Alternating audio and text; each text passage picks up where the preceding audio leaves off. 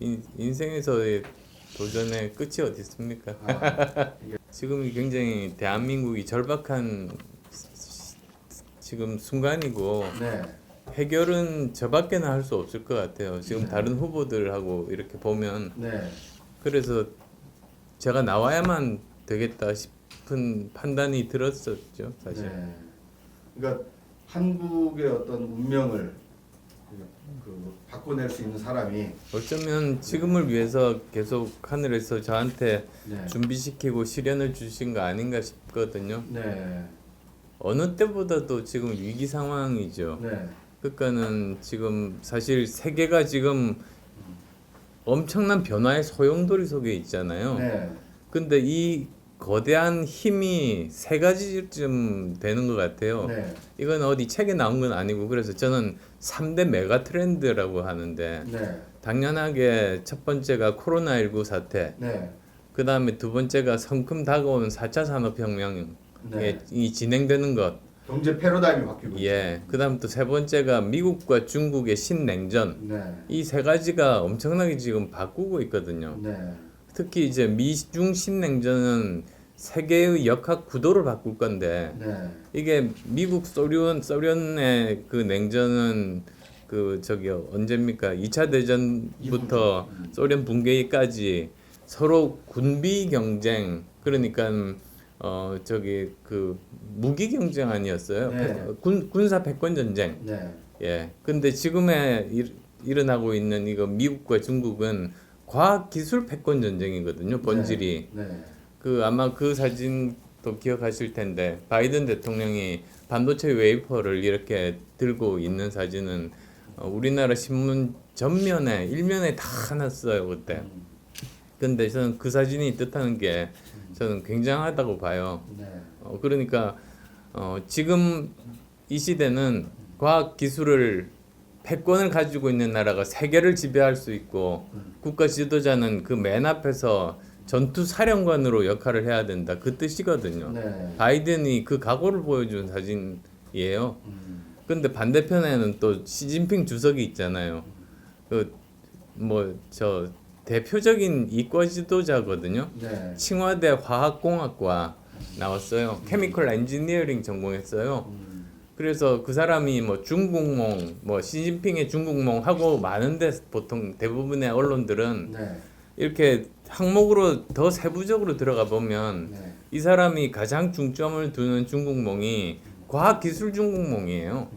중국이 가진 모든 인력과 또 리소스를 전부 투자해가지고 과학기술 패권을 가지겠다는 건데 이러한 그 패권 전쟁 사이에 대한민국이 끼어 있는 거예요 지금. 네. 그러니까 우리가 어떻게 지금 코로나19를 제대로 물리칠 수가 있을 것인지 바로 다음 정부에 제일 먼저 해야 될 일이 그렇죠. 코로나19 당면 과제죠. 방역이거든요. 그다음 또 두 번째로는 4차 산업혁명 시대 그대로 두면 일자리가 줄어드는 이런 상황인데 거기에 대해서 어떻게 대처하는 게 맞는지 그다음에 또 미중 사이에서 대한민국의 생존 전략을 어떻게 짜야 될 건지 네. 이게 대선의 제일 큰 화두가 돼야 돼요. 네. 세계가 어떤 방향으로 간다는 흐름을 아는 글로벌 감각이 있어야 되고요, 일단은. 네. 그리고 최소한 그 해당 전문가와 토론을 할 수가 있고 중요한 거를 물어볼 수가 있어야 되는 그 정도의 그 상식과 지식이 있어야 되는 거거든요. 네. 돈 벌어보고 직원 월급 줘본 사람이잖아요. 네. 다른 분들은 다 세금으로 나눠주기만 하신 분들이어서 네. 그분들은 국고를 탕진할 수 있지만 저는 국고를 채울 수 있는 사람이고요. 네. 그리고 아까 말씀드렸듯이 과학기술 제대로 이해하고 미래 일자리, 미래 먹거리 만들 수 있는 사람은 저밖에 없는 거고 네. 의사 출신이다 보니까 방역에 대해서는 사실 제가 지금까지 한 20개 정도 재작년부터 어떻게 하라고 제안을 했는데 네. 하나도 안 들었어요. 근데 전부 다 맞았어요. 방역 제한한 거. 예. 그래서 만약에 제가 그 결정권자였으면 우리나라는 세계에서 제일 먼저 극복했을 거예요. 2020년 1월 26일이에요. 처음 시작할 때네요. 처음 첫 환자가 나왔을 그 무렵인데 그때는 코로나19라고 안 그랬어요. 우한 폐렴이라고 했어요. 메르스 사스보다 더 심각하다고. 이거 어떻게 제가 알았겠어요? 저 외국에 있는 저 소식과 전문가들과 의논해서 제가 이렇게 경고를 했거든요. 근데 자 1월 30일 날 나흘 후입니다. 가짜 문 대통령이 예 이러니까 뭐 그러니까 초동 대처를 못한 거죠. 대처 못하는 게 너무나 당연한 거예요. 그러니까 지도자의 어떤 판단에 따라서 이것 때문에 네. 수많은 안 죽어도 될 사람이 죽고 그 자영업자들 저 정말 그 자살 많이 했잖아요, 사실. 자영업자들도 정말 자살 안 해도 될 사람들. 뭐 그리고 또 무슨 재난 구조금 안 받아도 될 그냥 장사할 수 있는 사는 건데 그걸 다 망쳐놓은 거예요. 그리고 우리나라 국가 부채도 엄청나게 늘린 게 그 재난지원금 그것도 전국민 재난지원금 네. 그거 사실 미리 이걸 빨리 우리가 대비를 방지했으면 필요가 없었거든요. 마크롱 예를 한번 들어보면 네. 마크롱이 이제 프랑스도 우리나라처럼 거대 양당이 계속 정권을 교체를 했었거든요. 네. 근데 이게 국민 민생 문제 해결 안 하고 가만히 있어도 상대방 실수로 정권을 얻었어요. 네. 그러고 나서는 그 자리에 눌러앉아서 적폐가 됐어요. 그러니까 이게 국민들이 안 가요. 이건 정권 교체를 한 것이 아니었고 적폐 교대를 계속 해왔구나. 이럴 때 마크롱이 나와서 당선됐거든요. 네. 1차 투표에서 1등했어요. 네. 2차 투표 결선 투표 때문에 당선된 거가 아니고 1차에서 1등했어요. 근데 한 명도 없잖아요. 근데 이 사람이 제일 먼저 한 일은 일종의 협치 내각을 만든 거죠. 좌우를 가리지 않고 이 분야를 제일 잘 해결할 수 있는 인재들을 모아서 내각을 그렇게 구성하고 네, 내각을 그렇게 구성하고 그렇게 국민들이 그래서 프랑스 병이라고 하는 노동개혁 네. 70년간 못했던 거를 해냈잖아요.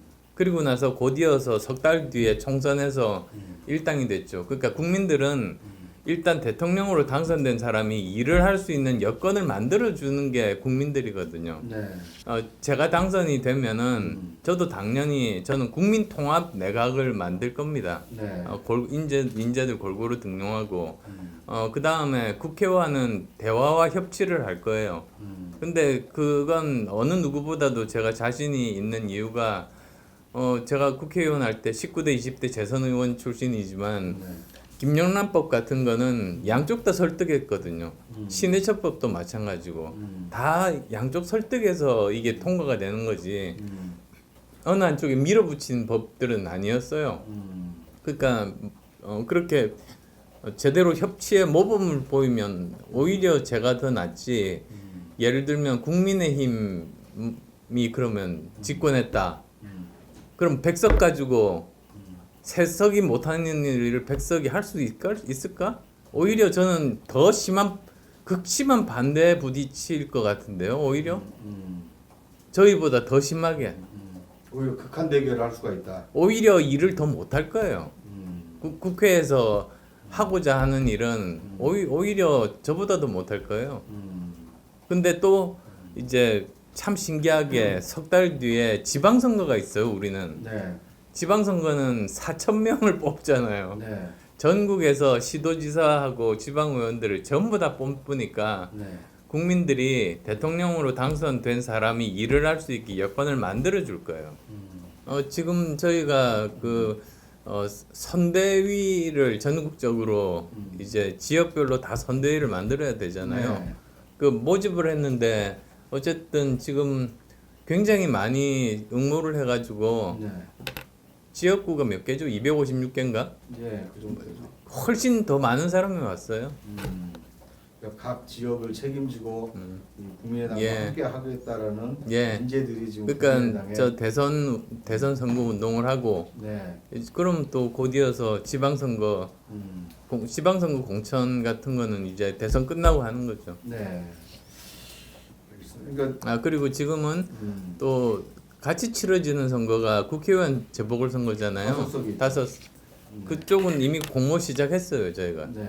저는 제일 두려운 것 중에 하나가 지금 두 후보가 네. 역대 어떤 후보와도 차이점이 도덕적인 문제가 해결이 안 돼 있잖아요. 네. 범죄 행위의 가능성에 대해서 해결을 못 하고 지금 선거를 치르고 있는 거거든요. 네.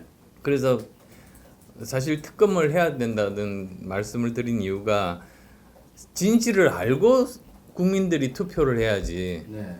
진실은 전혀 모르는 상태에서 그냥 투표를 한다. 네. 그래서 만약에 둘 중에 하나가 됐어요. 네. 근데 재임 중에 그 사람의 결정적인 범죄 증거가 나왔어요. 그럼 어떻게 할 거예요? 나라는 대혼란에 빠질 거고. 네. 그리고 반대로 낙선자에게 결정적인 범죄 증거가 나와서 감옥을 가요.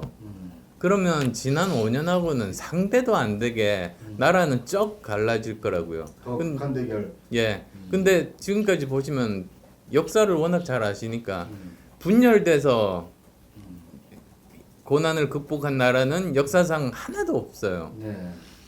이 저 국민 통합이 그래서 중요한 거거든요. 두 후보 중에 누가 당선돼도 국민 분열될 거는 너무나 불을 보듯 뻔하고 네. 제가 당선돼야 국민 통합이 가능한 거거든요. 네. 제가 그렇다고 해서 법을 어겼는데도 봐주겠다 이런 마음은 전혀 없어요. 네. 오히려 국민 통합에 꼭 필요한 거는 법 앞에서의 평등이에요. 네. 생각해 보세요. 네. 일단 지금 민주당이 180석 가지고 무슨 개혁을 했나요? 저렇게 많은 의석 가지고도 국정 운영을 제대로 못 하잖아요. 네. 그 다음에 또 오히려 지금 우리 역사상 보면 정치를 제대로 잘했을 때가 여소야대일 때. 예 여소야대일 때 88년 총선 이후에. 저기 노태우 대통령 때 네. 김대중 대통령 때 네. 이럴 때 여소야대 때 정치가 작동하고 잘 돌아갔거든요. 네. 제일 처음은 네. 대선 후보들의 공통 공약부터 네. 통과시키면 돼요. 네. 아, 그- 양당에. 예, 네. 그럼요. 그러면 그거를 통과를 막을 거예요? 네. 자기들 대선 후보 공약인데 네. 그런 거 아니에요. 아, 그렇게 국정 운영하겠다. 그런 식으로 하는 거죠. 네. 오히려 음. 정치권에서 이합 집산이 일어날 겁니다. 지금 국민의당이 세석 그대로 존재하지는 않을 거고요. 네. 지금 생각이 달라요. 제가 거기는 1년 정도 있어봐서 아는데 네. 정말 좋은 괜찮은 사람이 있고요. 네. 그리고 너무나 극렬한 이념에 사로잡힌 사람들이 있어요. 네. 여기는 절대로 못 합쳐요. 어쩌면 쪼개질 가능성이 굉장히 많고요. 네. 그 다음에 또 이번 경선 과정을 보시면 국민의힘도 네. 저게 한당으로 존재할 수 있을까 잘 네. 모르겠어요. 네. 너무나 지금 그 극한 이런 금이 가 있어요. 두 당 다 지금. 네. 알겠습니다. 그럼 이제 그건 뭐 그쪽 당의 네. 내부적인 근데 사정이니까. 네. 저는 그 국회 일에는 개입은 안 할 겁니다. 네. 그거는 국회 내에서 네. 자동적으로 이렇게 서로 마음에 맞는 사람들끼리 네. 새롭게 정비가 될 수밖에 없어요. 네. 원래 그건 마크롱도 마찬가지였었거든요. 네. 그러니까는 석 달 후가 총선이었지 거대 양당이 의회를 잡고 있었잖아요. 우리나라는 2년 뒤잖아요, 총선이.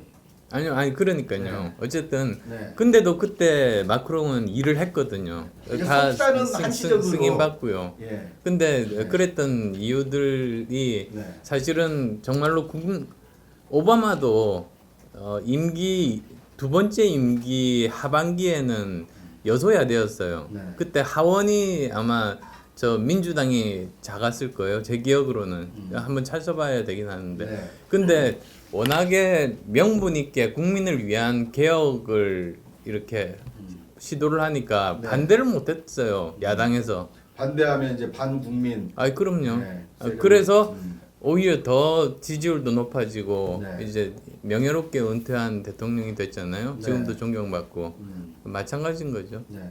뭐 정부조직법도 중요하지만 이제 그 국정을 함께 운영할 총리를 누구로 세우느냐, 예. 그걸 그 양당의 추인을 받을 수 있느냐, 이것도 되게 중요하거든요. 예. 그런 후보들은 지금 뭐 좀 생각을 해두신 분이 있나요? 우리나라는 정말로 인물이 많은 나라거든요. 사실 네. 우리나라 같은 나라를 제가 못 본 게 네.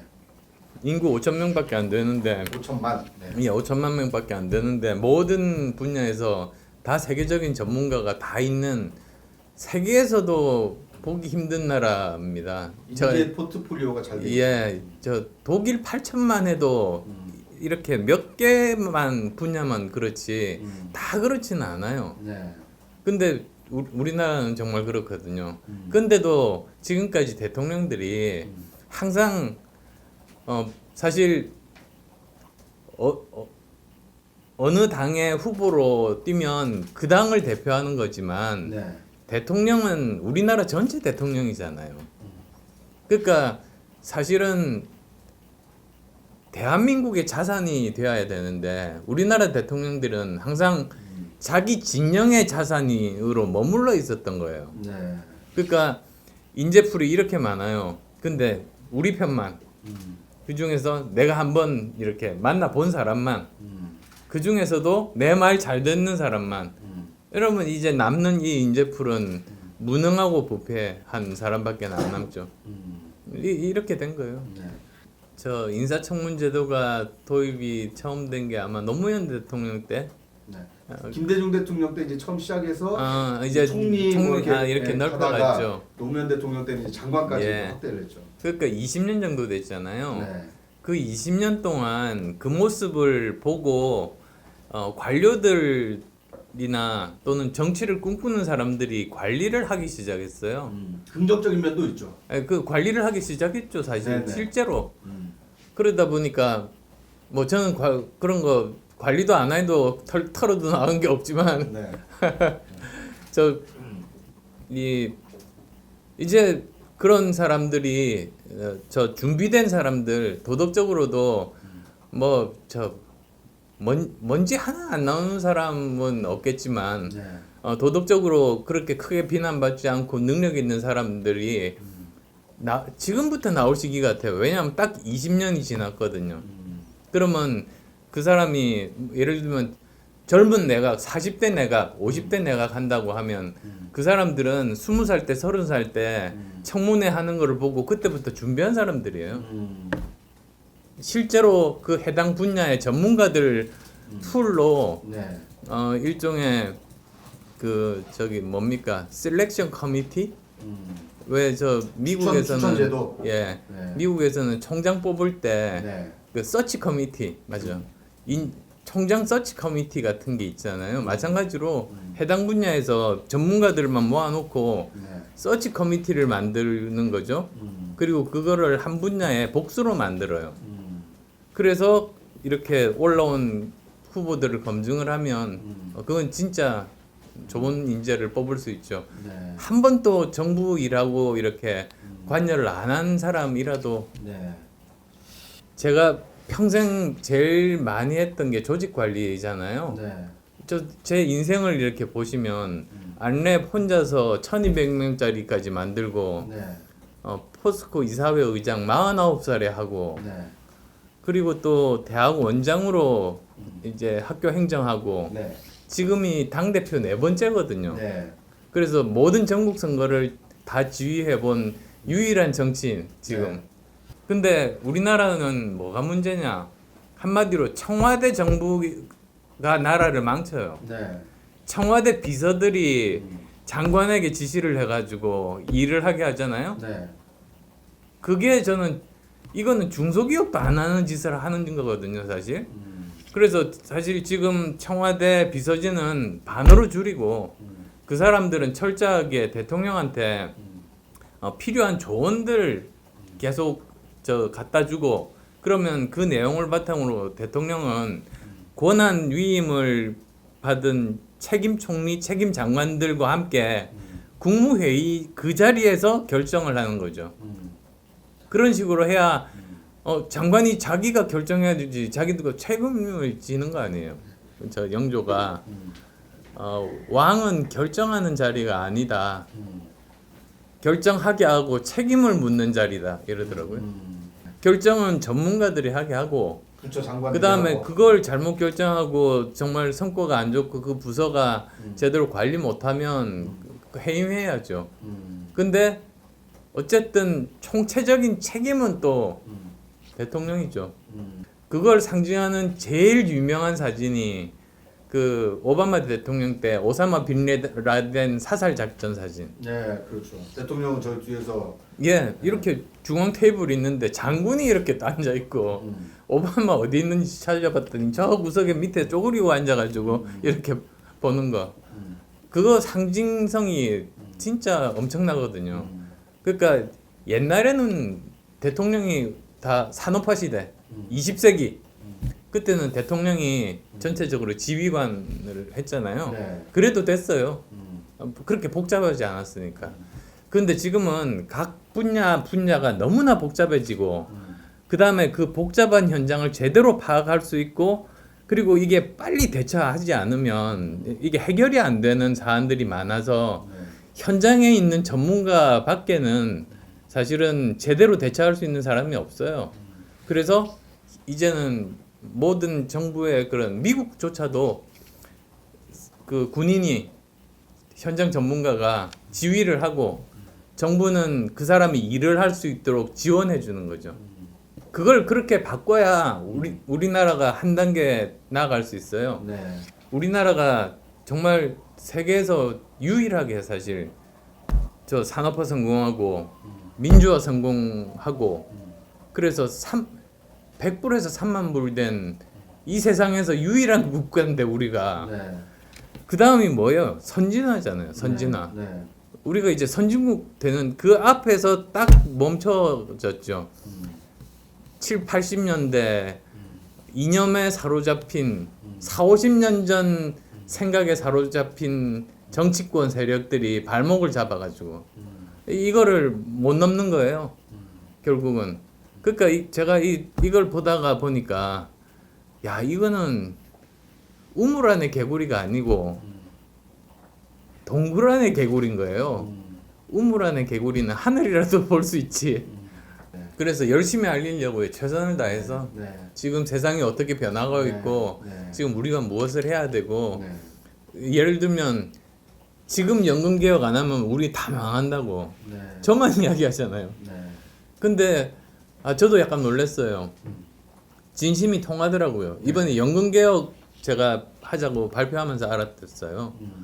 그 보통 연금 개혁이 정치인들이 말 안 하는 이유가 지금 받고 있는 사람 반대하고 청년들은 4, 50년 뒤에 일이니까 관심이 없고 그런데 지금은 상황이 너무나 심각해진 게 2055년에 연금이 고갈되잖아요. 네. 그 말은 1990년생이 65세 될 때까지 국민연금을 계속 내고 65세가 되면 국가에서 지급할 돈이 없어요. 네.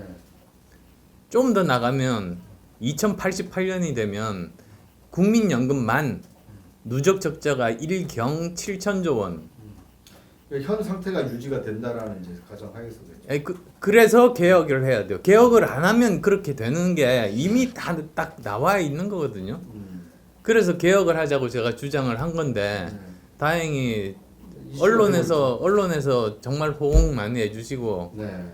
국민들도 청년들도 네. 맞다 그렇게 그 참 놀랐어요 사실은. 준비된 지도자. 근데 네. 두 후보한테 네. 연금 개혁 밝히라고 하는데 아직도 말을 안 해요 둘 다. 네. 학습 효과라는 게 있잖아요. 네. 그러니까는 저는 국민들이 이제는 누가 더 확장성이 있는 후보고 네. 누가 더 확실하게 정권 교체를 할 수 있는지 네. 저는 이번에는 정말 전략적인 투표 음. 지금까지 보수에서는 전략적인 투표 한 적이 없잖아요. 진보에서만 했지. 저는 이제 그럴 때가 왔다고 생각하거든요. 네. 그래서 저 보면은 1대1 구도 대결이 몇 번 나왔잖아요. 네. 보면은 뭐 오늘도 갤럽에서 나왔던데 네. 저는 오차범위 밖으로 이재명 후보를 이기고요. 네. 1대1로 하면 네. 거기다가 이재명 후보 지지자까지 가져와요. 네. 왜냐하면 도덕성 때문에 음.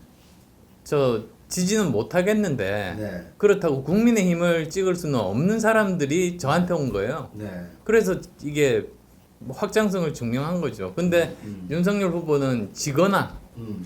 또는 이기는 결과가 나와도 그 저 오차범위 내 네. 이런 상태가 계속 지속이 되면 네. 예를 들면 그러면 만약에 윤 후보로 단일화되면 이기나요? 절대 안 그래요. 시대 정신 정권 교체는 수단이라고 봅니다. 그러니까 저 보면은 국민의힘은 정권 교체가 목적이더라고요. 네.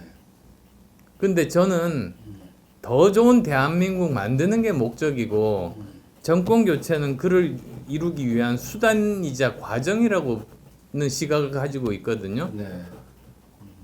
정권 교체만 하고 적폐 교대만 하면 그럼 국민한테 뭐가 남아요? 사실 이게 중도층이 아직도 그 국민의힘한테 신뢰를 못 보내는 이유가 그거거든요. 그러니까 중도의 특징은 기존의 적극적인 지지자들과 달리 네. 끝까지 이렇게 살펴보고 어느 당이든 좋다. 어떤 사람이 우리 더 좋은 대한민국을 만들 수 있는 사람인가, 시대 정신을 구현할 수 있는 사람인가 보고 판단하고 찍기 때문에 네. 이제 그런 건데요. 저는 시대 정신은 세 가지 정도라고 봐요. 네. 첫 번째가 사실 국민 통합. 국민 통합 못하면 우리나라 저 미래는 없다고 봅니다. 도저히. 그 다음에 또 그 두 번째는 미래 또는 과학기술. 지금 과학기술 패권 시대에 다시 과학기술 가지고 그러니까 지금이 박정희 대통령 때처럼 제2의 과학기술 입국을 해야 되는 시점이고요. 네. 그러면 우리는 제2의 한강의 기적을 만들 수 있는 나라가 되는 거예요. 그 공약이 제 1호 공약인데 네. 그 다음에 세 번째는 공정한 사회. 그건 옛날부터 사실은 시대 정신이었는데 지난 10년간 두 대통령이 그걸 그 국민의 명령을 제대로 수행을 못 해가지고 더 불공정한 시스템을 만들고 조국 자녀 같은 케이스가 나오고 이렇게 된 것 아니겠어요? 더 불공정해진 거죠. 그래서 저는 그 세 가지가 네. 다음 대통령이 꼭 해결해야 할 시대 정신이다, 시대적인 과제다라고 네. 생각합니다. 저는 당선되는 게 목표죠. 네. 저는 대통령에 당선되고 제가 정권 교체하려 나왔어요. 네. 정권 교체가 안 되면 우리나라는 한 번도 경험해 보지 못한 섬뜩한 나라. 섬뜩한 나라. 예. 그리고 또 이재명 구호가 앞으로 제대로잖아요. 네. 저 그 말 들으니까 앞으로 제대로 망한다 그 말이 떠오르더라고요. 약간 이렇게 사람들 보고 누가 도덕적으로 문제가 없는지 네. 그 이재명 후보 같은 경우는 처음 아니에요? 아버지하고도 인연을 끊고 형님하고 형수하고도 인연을 끊고 아들 문제가 나오니까 아들하고도 인연을 끊고 남이라고 측근도 그렇고. 예 측근도 끊고 이러면 아니 그래도 한국과의 대통령이면 평균 수준의 가족 관계나 저 도덕적인 기준은 갖고 있어야 되는 거 아닌가요? 네. 이재명 후보의 문제는 이제 그런 도덕적 결함이라고 한다면 아니, 윤석열 또 후보는 있어요. 그런 건가요? 또 있는 게 네. 사실 대장동 사태 네, 네. 본질은 5천억의 뭐 공공이익 환수가 아니고 본질은 1조 원의 특정 민간에게 몰아준 거잖아요. 네. 결과로 그죠? 그게 본질이지 사실. 네. 5천억은 누가 해도 그 정도 공공환수는 할 수 있는 프로젝트였는데. 네. 근데 만약에 이거를 몰랐다. 음. 그러면 이건 뭐 당군 일의 최대의 무능한 행정가인데 네. 대통령 하면 우리나라 말 뭐 거덜나요. 음. 알았다. 음. 그럼 감옥 가야지. 왜 여기 있어요? 음. 윤석열 후보 같은 경우는 뭐 지금 아직 고발 사주권은 해결이 안 됐잖아요. 네. 그거는 뭐 그러니까 제가 특검하자고 했던 게 그거거든요. 특검을 통해서 완전히 진실을 밝혀야지. 그 다음에 또 이제 거기 뭐 많은 사람들이 실망했던 게 가족 문제에서 네. 조국에게 이렇게 적용했던 공정과 정의의 원칙이 무너져 버려 가지고요. 네. 그래서 공정과 원칙이라는 정치적인 자산을 잃어버렸어요. 그리고 이제 그 평생 검사만 하신 분이라 국정 전반에 대한 준비가 뭐 덜 될 수밖에 없고요. 그건 네. 당연히. 네. 그리고 뭐 국회 경험도 전혀 없고, 국회 경험 없는 거야. 저 이재명도 마찬가지죠. 네. 제가 보수의 그러니까 중도 보수의 대표 선수가 된다면 네. 압도적인 정권 교체가 가능합니다. 확실한 정권 교체가 가능한 거죠. 확실한 카드잖아요. 그러니까 정권 교체를 원하는 기존 보수 지지층뿐만 아니라 예. 이재명과 더- 윤석열 사이에서 아직 방향을 못 예. 정한. 더 좋은 대한민국이 만들어지기를 원하는 중도층까지도 네. 네.